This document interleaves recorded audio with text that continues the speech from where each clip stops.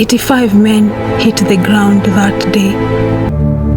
Not on a battlefield, not in a war, not in some distant foreign country where armies clash and blood is expected to be spilled. Right here in Israel, in a city that belonged to God. And the men who fell were not soldiers. They were not rebels. They were not conspirators plotting against the throne. They were not dangerous men with swords and agendas and political ambitions. They were priests. Men in white linen robes who had spent every single day of their adult lives in service to the Almighty. Men whose hands had been anointed with oil and consecrated for the altar. Men who rose before the sun to tend the fire, to offer the morning sacrifice, to recite the prayers of covenant people before the face of Yahweh.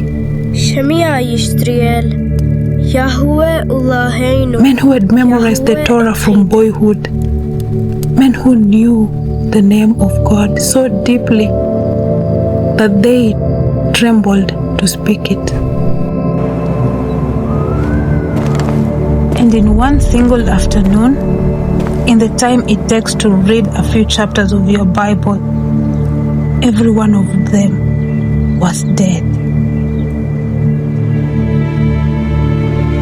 But it didn't stop there. Their wives, dead. Their children, dead. The infants who had never done anything in their short lives except cry and reach for their mothers, dead. The livestock in the fields, the oxen, the donkeys, the sheep, all of it put to the sword. An entire city, a city of priests, a city that existed to serve the living God, erased in an afternoon. And here is the thing that should keep you up at night. The thing that separates this story from a simple tale of ancient violence. The man who did it was not a pagan. He wasn't a warlord from a distant nation. He wasn't a demon-possessed tyrant who had never heard the name of God. He wasn't some stranger who stumbled into Israel and didn't know any better. He was a man who had stood in the house of God just weeks before.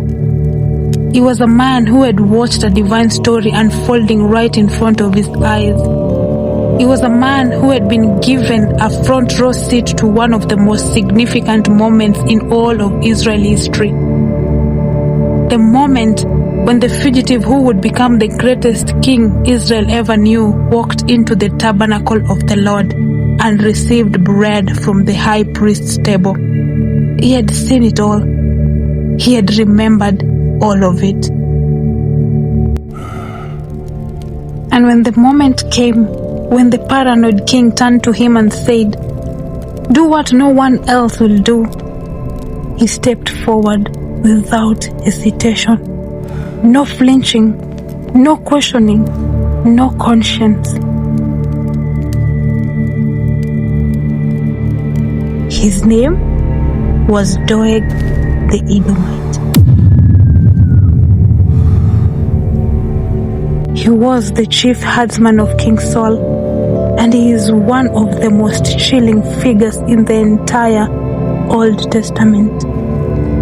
Not because he was some kind of extraordinary monster, but because he was so completely terrifying ordinary. He was ambitious. He was calculating. He was the kind of man who sits quietly in corners and watches and stores information away like currency, waiting for the right moment to spend it. He had one shot at significance, one moment to make himself truly indispensable to a king, and he took it over the bodies of 85 servants of God. But I need you to understand something before we go any further. Doeg did not become a killer on the day he picked up the sword. He became one long before, slowly, quietly, decision by decision, compromise by compromise, until the day finally came when he had drifted so far from the fear of God that massacring an entire city of priests felt like nothing than a career move. And the terrifying question, the question I want you to carry with you through every chapter of this story, is simply this: how does a man who stands in the house of God end up becoming the instrument of its own destruction? Let's find out. Doeg lived in the reign of Saul, Israel's first king. And the reign of Saul was one of the most spiritual and stable periods in all of Israel's history. Think about what had just happened in the years leading up to this story. Israel had demanded a king. God had warned them through Samuel. The Lord is your king. You do not know what you are doing. This king will take your sons for his army and your daughters for his service. He will take your fields and your vineyards and your livestock, Prakshaleith, the best of everything you have. And you will cry out because of your king, and the Lord will not answer you in that day. And Israel said, "We don't care. Give us a king like the other nations." So God gave them Saul. At first, Saul was everything they could ever wanted. Tall, handsome, from the tribe of Benjamin. When Samuel anointed him, the Spirit of God came upon him and he prophesied among the prophets. Glory to your name. And the people said, "The prophets? Is Saul also among the prophets? Is he Saul seemed also..." chosen. He seemed anointed. He seemed like the real thing. But Saul had a fundamental problem that no crown could fix. He feared people more than he feared God. You can trace this thread all the way through his story. When God commanded him to wait for Samuel before offering the sacrifice, Saul saw the troops scattering and panicked and offered it himself. Not because he was impious, but because he was afraid of losing his army's confidence.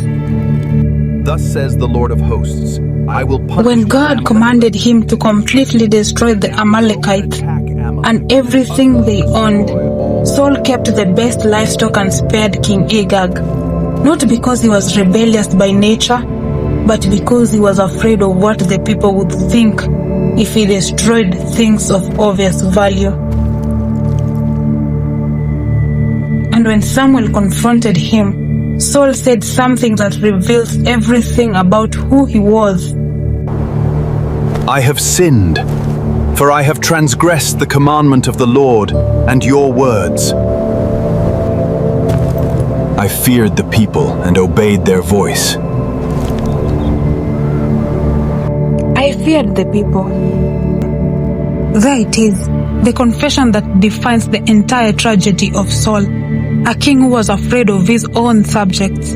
A man who had been given the most powerful position in the nation and still couldn't shake the desperate need for human approval. And this is the king that Doeg served. This is the court that Doeg had built his life around. A court run by a man whose deepest driving force was not the glory of God, but the approval of people.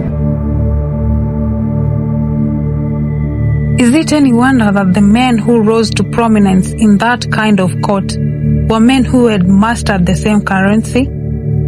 Doeg was a product of his environment. He had learned to read the room. He had learned to be useful to the right people. He had learned that in Saul's court, the way you rose was not through righteousness, it was through relevance. My arrival is no accident. I offer you an alliance that guarantees... And he had risen. Chief herdsman, a position of real trust, real responsibility, real proximity to the king. But proximity to power, when your heart is not anchored in the fear of God, is one of the most dangerous places a man's soul can occupy. But it teaches you to evaluate everything. Every relationship, every conversation, every piece of information you stumble upon, through the lenses of how it can be used, how it can be leveraged, how it can keep you valuable. That is who Doeg was when he walked into Nob that day. Let me paint you a picture of Nob. Nob was a small priestly city located northeast of Jerusalem on the slope of a hill. Some scholars believed you could actually see the lights of Jerusalem from its height on a clear night. It was close to the capital, close to the center of the kingdom, and yet somehow it existed in a kind of sacred quietness, set apart from the noise and politics of Saul's court. It was a city of priests entirely. This was where the descendants of Eli's priestly line had resettled after the destruction of Shiloh, after the Ark of God had been captured by the Philistines decades before. The priestly families had taken what was left of the tabernacle, furnishings, the sacred vessels, the ephod, and they had come here and built the entire community around the service of God. In his service. The high priest was Ahimelech, son of Ahitub. He knew David as the king's most celebrated servant, the giant killer, the commander, the man whose exploits had become the song of the nation. Saul's son-in-law, a man of God. There was no reason in the world for Ahimelech to suspect that anything was wrong. And yet, the Bible says that when David arrived, Ahimelech trembled. He came to meet David nervously and he asked, "Why are you alone, and no one with you?" Something felt off. A man of David's stature arriving without an escort, without soldiers, without any of the normal apparatus of someone on an official royal mission. It triggered Ahimelech's instincts. Something in the priest sensed that the world had shifted in a way he didn't fully understand yet. David quickly put him at ease, or tried to. He told him he was on a confidential mission for the king, that no one could know the details, and that his men would meet him at a designated location. It was half-truth at best. David was not on a mission for Saul. He was running from Saul. But he needed help desperately. And the full truth would have terrified Ahimelech and potentially endangered him further. Then David asked for bread. The only bread Ahimelech had was the showbread. 12 sacred loaves arranged on the golden table before the presence of God, refreshed every Sabbath, reserved by the law of Moses for the priests alone. These were not dinner rolls someone had left in the back. They were consecrated, set apart. The law was clear about who could eat them. But Ahimelech looked at this man in front of him, hungry, clearly in some kind of trouble, clearly in need, and he made a decision. Not a reckless decision, a pastoral one. He asked about the ritual purity. He received assurance and gave David the bread. Look, your disciples are doing what is unlawful on the Sabbath.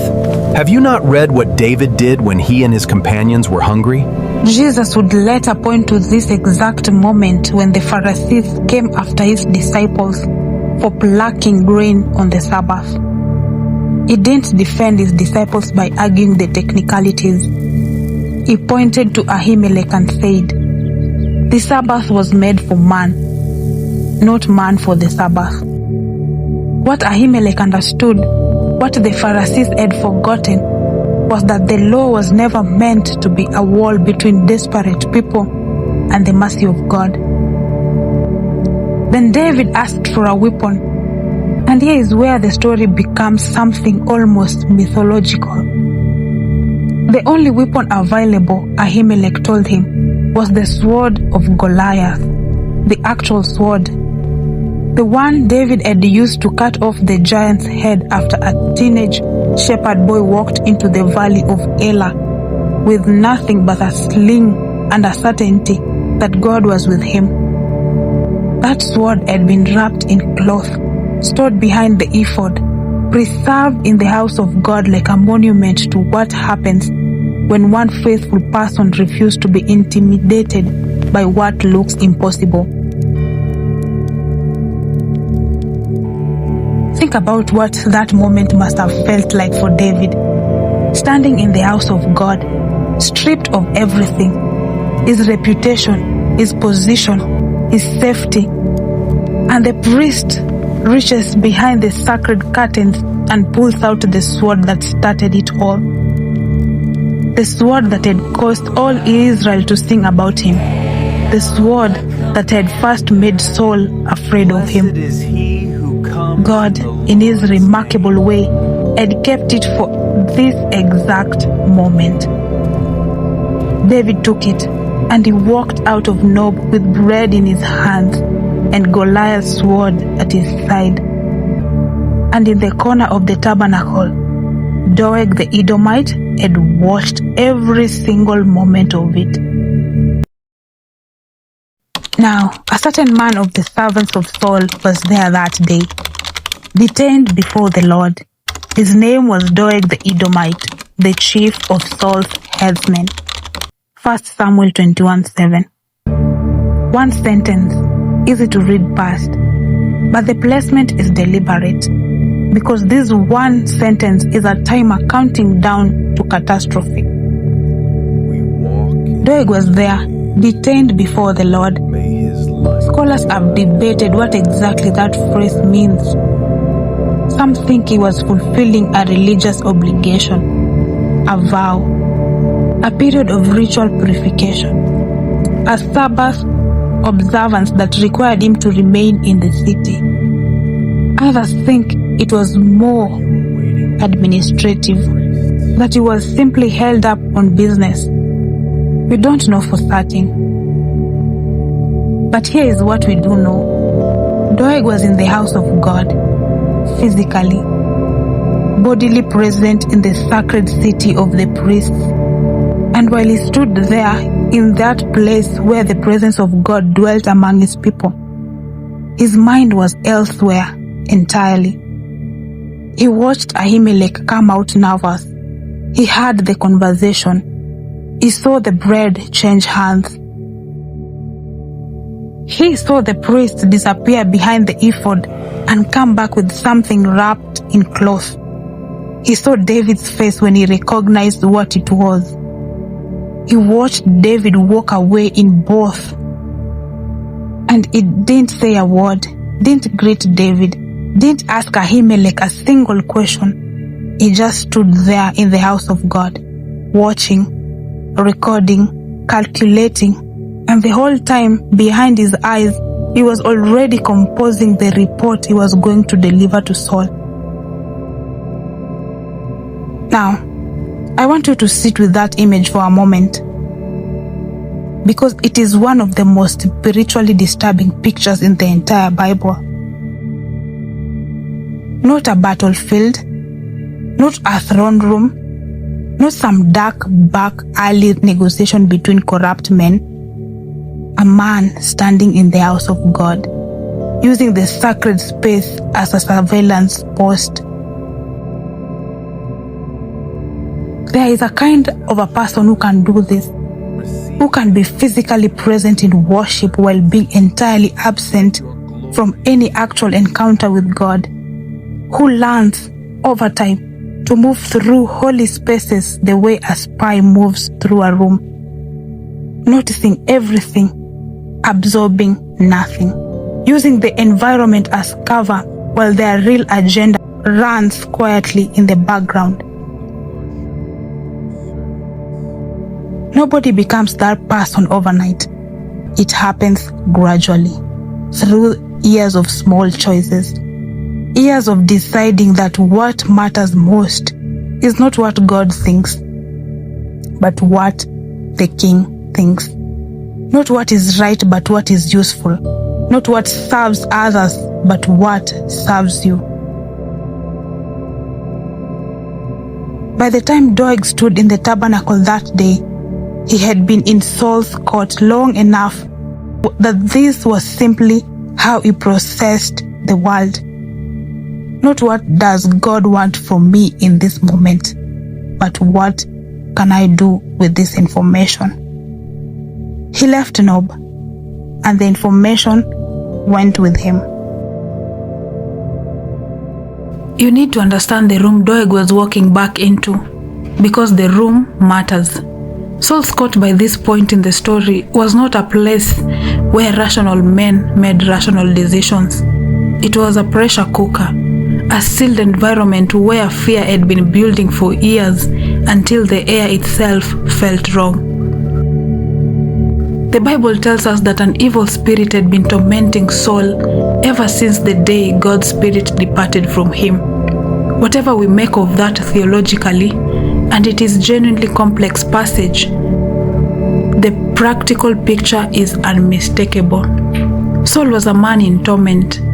He was volatile in ways that made everyone around him walk carefully. He had thrown a spear at David, his most celebrated soldier, his own son-in-law, not once, but twice, in his own palace, when David was playing music to soothe him. He had sent soldiers to David's house in the middle of the night with orders to kill him by morning. He had sent 3 separate groups of men to capture David at Ramah, and all 3 times the Spirit of God had come upon them before they could carry out the order. This is the man sitting under the tamarisk tree on the hill at Gibeah when Doeg walked in, spear in hand, always the spear, always held like a man who can't put down the symbol of authority he no longer deserves, surrounded by his officials, accusing them all of conspiracy. Will the son of Jesse give every one of you fields and vineyards? Have you all conspired against me? No one tells me when my own son makes a covenant with him. None of you is sorry for me. Not one of you is loyal. Not one of you is truly sorry for me. He was unraveling, and the men around him knew it. You can almost feel the atmosphere in that room. Everybody staring at the floor, choosing words carefully, surviving by staying invisible. What do you say to a king like that? How do you reason with someone whose grip on reality has become that fragile? You don't. You wait. You stay small. You pray the storm passes. And then Doeg cleared his throat. I saw the son of Jesse coming to Nob, to Ahimelech the son of Ahitub, and he inquired of the Lord for him, and gave him provisions, and gave him the sword of Goliath, the Philistine. 1 Samuel 22:9-10. Every word was true. Every single word was true. David had gone to Nob. Ahimelech had given him food. He had given him the sword. God had been inquired of. There is not a factual error in anything Doeg said. And that is precisely what makes it so deadly. Because Doeg did not say, Ahimelech had no idea David was a fugitive. He thought he was on a royal errand. He did not say, I was there and I promise you it looked completely innocent. He did not say the man was starving and unarmed, and a priest showed him mercy. He said nothing that would have given Saul any reason to hesitate. He arranged every true fact in the most incriminating sequence possible and delivered it all to a man who was already convinced of a conspiracy. And then he stepped back and let Saul's paranoia do the rest. This is what it looks when a tongue becomes a weapon. Not when someone lies, but when someone selects. When someone chooses the truths to tell and the truths to live out. Knowing exactly what picture the remaining pieces will form in the listener's mind. The psalm calls it a sharp razor. Arrows shot from ambush, poison disguised as plain speech. I'm just telling you what I saw, my king. Saul had Ahimelech brought to him immediately. All the priests of Nob, the entire priestly community, were assembled before the king. And Ahimelech, standing before a man who had already decided his verdict, gave one of the most dignifying defenses in all of Scripture. It didn't fall apart. It didn't beg. It stood straight and told the truth. Who among all your servants is as faithful as David? He is your son-in-law, the captain of your bodyguard, honored in your own house. He was a righteous man who told the truth clearly and calmly to a king who had stopped being interested in the truth a long time ago. And it made no difference at all. Saul sentenced every one of them to death. What happened next deserves far more attention than it usually gets. Saul turned to his guards and gave the command, "Turn and kill the priests of the Lord." And they refused.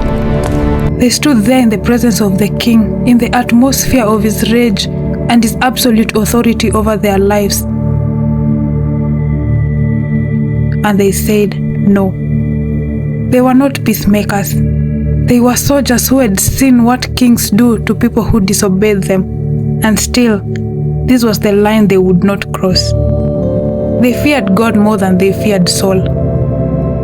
That is the exact axis on which this entire story turns. That deep grounding recognition that there is a higher authority than the man with the spear. That fear is what kept those soldiers human. It is what kept them from becoming Doeg. But Doeg had no such fear left. Whatever reverence for God he might once have carried had been slowly eroded by years of choosing the king's approval over his own conscience. When Saul looked at him and said, "Turn and strike the priests," Doeg didn't hesitate. And Doeg the Edomite turned and struck down the priests, and he killed on that day 85 persons who wore the linen ephod. And Nob, the city of the priests, he put to the sword, both man and woman, child and infant, ox, donkey and sheep he put to the sword. 1 Samuel 22:18-19. 85 men, not as a statistic, but as people. Men who had woken up that morning and done what they did every morning, prayed, dressed, prepared for the daily rhythms of service in the house of God. Men with wives and children, and routines that had nothing to do with David or Saul, or the political catastrophe unfolding around them. The Bible is careful to note what they were wearing when they died: the linen ephod, the sacred garment of the priesthood, as if the narrator wants us to know exactly who these men were and what was being destroyed. And then it went further. Doeg didn't stop at the priests. He went to the city, the families, the women, the children who had grown up hearing prayers since before they could walk, the infants who hadn't yet learned their own names, everything. The terrible, deliberate irony of the text is unmistakable. Doeg applied the language and method of holy judgment to the very servants of the God being judged by. He used sacred violence against the sacred. For a king God had already walked away from. One man made it out. A young priest named Abiathar, Ahimelech's son, somehow escaped in the chaos and ran until he found David in the wilderness and collapsed in front of him and told him everything. Doeg the Edomite has killed all the priests of Nob. I am the only one who escaped. After the massacre at Nob, Doeg vanishes from the story completely. But we know what happened to the king he did it for. Saul's reign continued its long, spiraling descent, chasing David through the wilderness, consulting a medium at Endor, and finally falling on his own sword at Mount Gilboa. The king Doeg had destroyed an entire city of innocent priests to please, died face down in the dirt, and the throne went to David anyway. Everything Doeg had sacrificed his soul to prevent happened regardless. He placed all of himself on the wrong side of history and the wrong side of God's purpose. And in the end, none of it had even worked. We've watched Doeg from a safe distance this whole story, and that distance has been comfortable. We know how it ends. David was the anointed one. The priests were innocent. Saul was already rejected. So we've been watching with the ease confidence of people reading about someone else's mistake. I want to close that distance for a moment, because Doeg is not a monster from another world.